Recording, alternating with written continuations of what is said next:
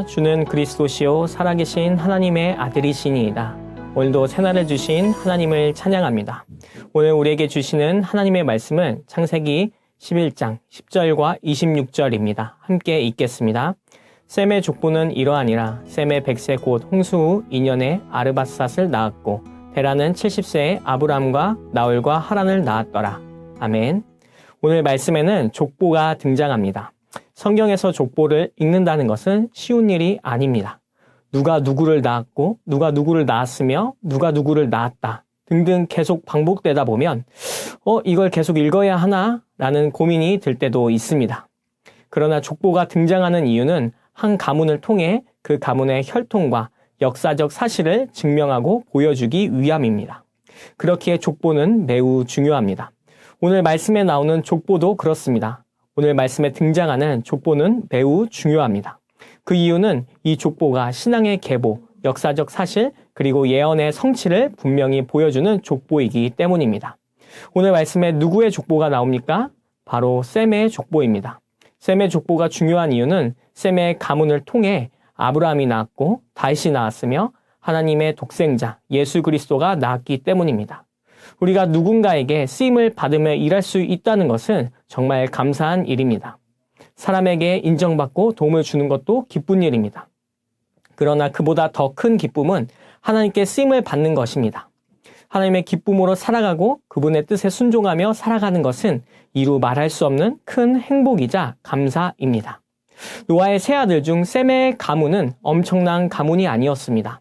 그들의 어떤 영광을 누렸거나 사업이 대박이 났다는 내용은 없습니다.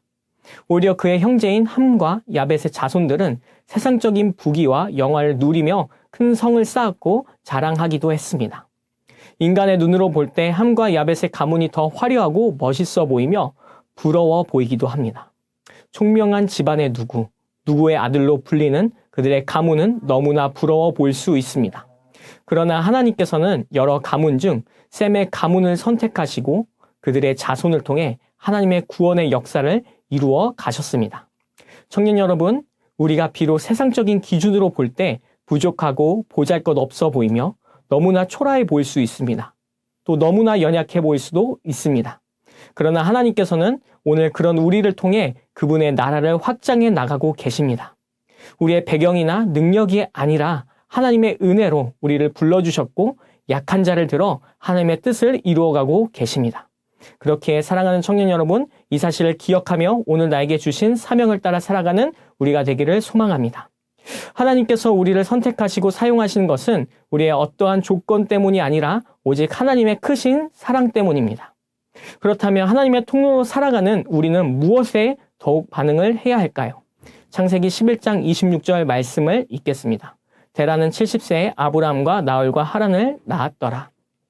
하나님께서는 셈의 족보를 통해 신약에 이르기까지 그의 후손들을 하나님의 통로로 사용하셨습니다. 특별히 그의 자손 중 아브라함이 등장합니다. 아브라함이 누구입니까? 너무나 잘 알고 있듯이 그는 믿음의 조상입니다. 그는 말씀을 따라 고향 친척 아비의 집을 떠났습니다. 또한 하나밖에 없는 아들을 번제로 드리라는 하나님의 명령에 그대로 순종하였습니다. 그는 말씀을 따라 제단을 쌓기도 했습니다. 그렇습니다. 아브라함은 하나님의 말씀을 쫓아 살아갔던 인물입니다. 그의 순종을 통해 하나님은 그에게 큰 복을 주시며 약속의 통로로, 하나님의 통로로 사용하셨습니다. 청년 여러분, 우리가 하나님의 통로로 살아감에 더욱 반응해야 할 것은 바로 말씀에 대한 순종입니다. 단순히 말씀을 한 번 듣고 끝내는 것이 아니라 그 말씀에 순종하며 살아가는 삶, 하나님이 기뻐하시는 삶을 살아가기 위해 세상 가운데 거룩함으로 나아가는 것입니다. 그렇게 살아갈 때 우리는 하나님의 통로로 세상 가운데 살아갈 수 있습니다. 오늘 하나님께서는 우리를 구원의 통로로 사용하고 계십니다. 나를 통해 가족과 이웃과 그리고 교회 가운데 구원의 통로로 사용하고 계십니다. 오늘 그 기쁨과 감사를 누리며 또 기억하며 살아가는 우리가 되기를 주님의 이름으로 축복합니다. 함께 기도하겠습니다.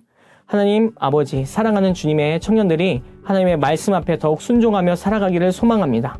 우리의 어떠한 배경과 능력이 아니라 하나님의 크신 사랑을 우리를 불러주셨음을 고백합니다. 우리가 이 사랑을 따라 세상 가운데 하나님의 구원의 통로로 사용되어질 수 있도록 인도하여 주옵소서.